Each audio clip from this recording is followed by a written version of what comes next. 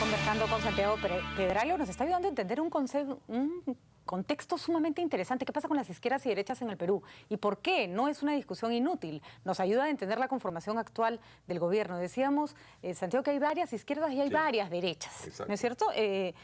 Algunas que nos gustan más, otras que nos gustan menos, pero que están confluyendo y que están llevando adelante intereses distintos de la población. La pregunta es, ¿qué está pasando en el gobierno? Porque cuando sale se considera un triunfo de la izquierda.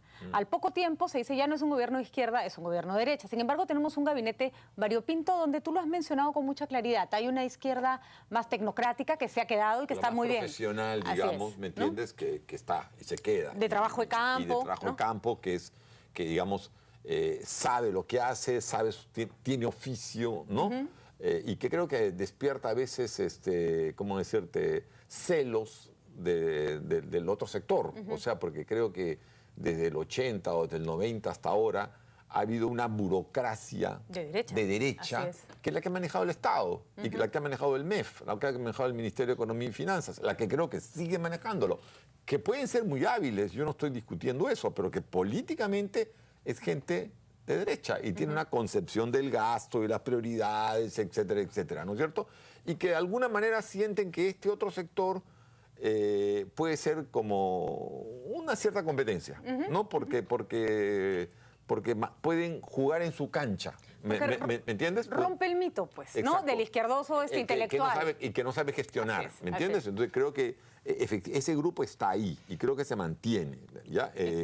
Creo, como te decía, creo que la parte más política ha salido. Cuando sale Salomón Lerner, creo que sale la parte más política, ¿no? O sea, sale, ¿qué te digo? A ver, de los que me acuerdo, no solo Tapia, Cinesio López, el propio Dahmer, también Félix Jiménez, ¿no? Una persona como Dancourt, por ejemplo, creo que Dancourt es una combinación, porque Dancourt tiene mucha calidad profesional, o sea, y Dancourt lo demostró siendo prácticamente presidente del BCR durante el gobierno de Toledo, ¿no es cierto? O sea, pasa a muchos economistas de izquierda, exactamente, ¿no? Que tienen este doble perfil, ¿no? Y de la derecha creo que, a ver, yo pienso que ahí hay algunos que están dentro del gobierno y otros que no están dentro del gobierno, pero que tienen una gran influencia, ¿no? Yo pienso que el premier se comporta como una persona de derecha, para ser claro, ¿no? Entonces... ¿Una derecha liberal? No es una derecha liberal, pues, no es una derecha, porque yo creo que, a ver, una derecha liberal, como yo la entiendo, ¿no es cierto?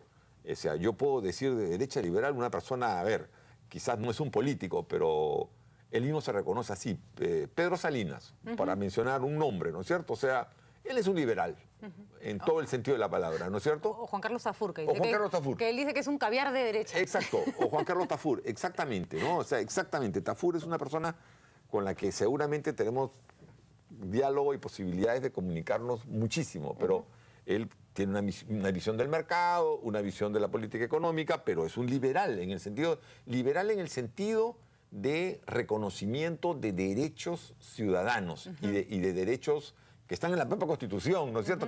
Que los tenemos todos. Seamos blancos, seamos criollos, seamos mestizos, seamos indios, tengamos plata, no tengamos plata, ¿no es cierto? Y que estamos contra la exclusión. Claro. Creo que tanto él como, no sé, en este caso yo, por ejemplo, no sé, es que tengo que hablar personalmente de alguien, ¿no? Entonces, lo que pasa es que en ese punto entran en confluencia el interés por la igualdad de esa izquierda de la que me hablabas, con el interés por la igualdad que se desprende del liberalismo. Y que creo que ahí hay un proyecto también de país, o sea, un proyecto de país que puede tener diferentes miradas, pero que me parece muy importante que se tenga, que la gente lo tenga, ¿no? Mientras que hay otro sector, creo yo, de derecha que sin estar directamente en el gobierno, sí tiene mucha influencia, ¿no? Creo que, por ejemplo, este gobierno tiene, mira, un antes y un después de Conga. Así es. O sea, dejémonos de cosas. Sí, Conga fue como una bomba en medio de este gobierno, ¿no? Es un parteaguas, o sea, y date cuenta que es un parteaguas por una razón, por una inversión muy importante, 4.800 millones de dólares, por supuesto, y con una tesis que yo quisiera discutirla más. O sea, yo quisiera, no soy un experto en cuestiones mineras, pero es verdad que después de Conga se caen todas las demás inversiones, porque la hipótesis que se ha instalado es que si Conga no va ninguna. Oye, pero bueno, el sentido común me dice a mí que no es verdad.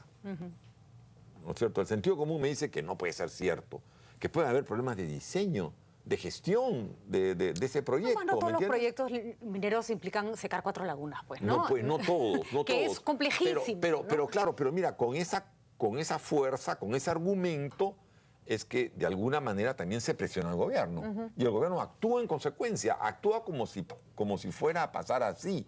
El Premier actúa como si fuera a pasar así.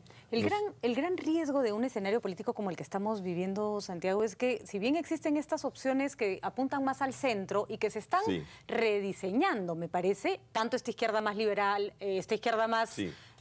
Sí, más liberal. y una más derecha liberal. también Eso más liberal. Yo creo lo mismo, exactamente. Tenemos a dos grupos que hacen mucha bulla, que generan mucha confrontación, que son una derecha muy conservadora Sí. y una es, ya ni siquiera llamarla izquierda, algo como Movadef que se pasa para el lado absolutamente subversivo, no es radical, ya es subversivo y que está ahí. Está ahí y que grupos es muy radicales y que también, además ¿no? es fundamentalista, Así ¿no? es, así O sea, yo es. creo que uno de los grandes problemas que ha habido ahora con la presencia de estos muchachos, no solamente muchachos, pero de Movadef, es que creo que, por ejemplo, no se ha tocado con ellos el tema del fundamentalismo, el culto a la personalidad de Guzmán. Así es. O sea, yo creo que el tema de pensamiento Gonzalo es el culto a la personalidad de Guzmán.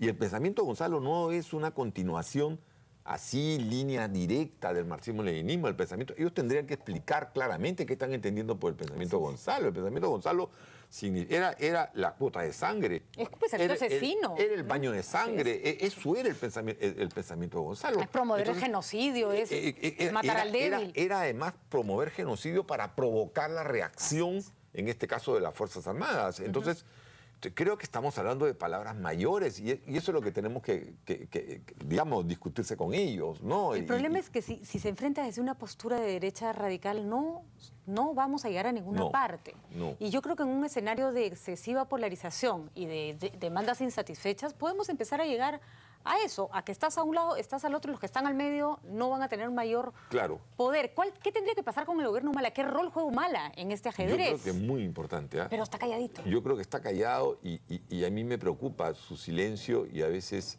Por ejemplo, mira, me preocuparía muchísimo que Humala, y ojalá que no lo haga, porque creo que tiene posibilidades de ajustar cosas, no lo haga, que intervenga en Cajamarca. O sea, intervenga algo así bajo una forma militar en Cajamarca. Me parecería tremendo, ¿de acuerdo? O sea, creo que, no sé, ¿qué significaría eso? Que intervenga el gobierno regional, esto que lo suspenda. Ya le bloquearon cuentas cuando hubo el problema, ¿no? El MEF le bloquea cuentas al gobierno de Cajamarca. Entonces, si eso pasase, bueno, pues yo creo que sería un antecedente terrible. Primero va a provocar reacciones de otros gobiernos regionales, puede provocar reacción del propio pueblo de Cajamarca, que uno no se sabe qué podría pasar, y además es instaurar un estilo que me parecería profundamente pernicioso, ¿no? O sea, mira, Alan García no llegó a eso. Así es, ¿no? Alan García no llegó a eso, a pesar de Bagua, ¿no es cierto? A pesar del manejo de Bagua y del manejo, de mi punto de vista, irresponsable, muy irresponsable, ¿no? Que tuvo en el caso de Bagua y en otros casos, y además de sus benditas orientaciones, bueno, del perro del hortelano y compañía, pero se cuidó. Pero si Humala tiene ese reflejo militar, digamos, en el sentido, digamos, equivocado, que ¿no? vamos, ¿no? Que es así como cowboy que le sale rápido el revólver, o sea, es lo primero que tiene a la mano. Exactamente, ¿no? O un premier que vaya con el documento y se lo entrega, o un premier que insiste, ¿no? Que en 40 días el peritaje va a aclararle a los cajamarquinos. O sea, los cajamarquinos, ese es otro error. Así como se cree que lo de Movadef, los jóvenes de Movadef no saben lo que pasó, sí saben lo que pasó, pero hay una opción de parte de ellos, hay una lectura de parte de ellos de la historia, una lectura equivocada, ya está irresponsable, profundamente equivocada, por supuesto, pero no es que no saben qué pasó, ¿me entiendes? Entonces, porque pueden haber sido adoctrinados, lo que tú quieras, pero es una interpretación. En el caso de Cajamarca, la gente no es que no sabe qué va a pasar, o sea, no son neófitos, o sea... Hace años que pelean por el agua de su zona. Están en el Cerro Quilich. Mira, hace 3 días, no sé si has visto en los periódicos, 2 movilizaciones en Argentina. 2 movilizaciones en Argentina, ¿ya? Y las 2 movilizaciones contra la destrucción de cerros ¿no? por proyectos mineros de oro de tajo abierto, que no quieren esas zonas. O sea, yo no digo de que hay que estar contra la minería, pero francamente, pero no se trata tampoco de como que echarle, satanizar a quien se oponga, ¿no? Y en este caso es clarísimo, no se trata de decir los cajamarquinos no saben. Y tú sabes que cuando yo escucho eso, a veces me da la impresión, es que son incultos ya. No, claro, por O sea, supuesto, son esa es la incultos. premisa. O sea, les falta información. Esa es la premisa de la que cierto? parten. Entonces, como les falta, pero les vamos a informar y ahí van a enterarse. Y eso no es verdad. O sea, nadie contempla la posibilidad de que entendieron, pero no están de acuerdo. Exacto, ¿no? exacto. Y mira, y la democracia es opinión. Así es. La democracia es opinión. Esa es una diferencia fundamental entre la visión de los soldados socráticos, ¿no es cierto?, de Platón, ¿no?, que además no eran soldados socráticos, los guardianes, ¿no?, que ellos desechaba la opinión, porque quien gobernaban eran los filósofos, o sea, eran los que sí sabían del conocimiento teóricamente, mientras que tú lees a los fundadores de la democracia norteamericana, ¿no?, y ¿qué te dicen? La democracia se fundamenta en la opinión. Y la opinión tiene un componente de percepción. La opinión no es científica, es tu opinión. Tú votas por tal o cual porque te cae bien, te cae mal, tú opinas así. La opinión no tiene por qué estar basada en ciencia. Entonces, eso es lo que opina la gente en Cajamarca, como nosotros opinamos también de otra manera o de la forma que querramos. Entonces, ahí hay una visión prejuiciosa, ¿no?, que yo creo que en lugar de arreglar y de establecer y de abrir diálogo, cierra esa posibilidad. Y de hecho, Valdés no es el personaje que va a atender ese puente. Augusto Álvarez habla hoy día en su columna de la posibilidad de que Valdés no dure mucho, que no lo han sacado tan rápido porque son 2 meses, y que incluso suelta una frase, se la voy a preguntar cuando me lo encuentro por los pasillos, que se especula la posibilidad del regreso de Lerner. ¿Ese escenario lo ves? ¿Lo lees? ¿Lo intuyes? No lo veo, pero no estaría mal, estaría muy bien, la verdad, porque... Y no pensando en que así van a regresar la gente de izquierda, no. Yo creo que Lerner tenía una capacidad de manejo de eso que puede llamarse jugar en varias canchas, en varios tableros, ¿no es cierto? Y conocía más cómo se maneja el poder en el Perú, o sea, de lo que conoce Valdés. Más muñeca, ¿no? Y tienes que tener más empatía con la gente, o sea... Estás manejándote con gente que ha votado masivamente por un candidato y por un presidente.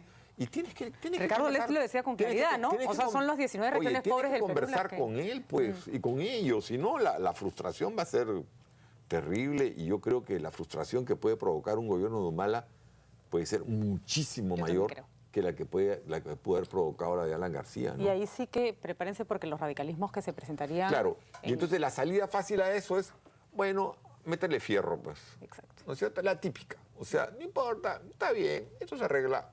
Con orden. Con orden, métele palo y fierro. Se acabó la cuestión, ¿no? Además, no lo hago yo, que lo hagan los militares. Y después, los militares son los que terminan siendo enjuiciados y condenados. Y con justa razón, dicen los militares, ahí tienen plena razón.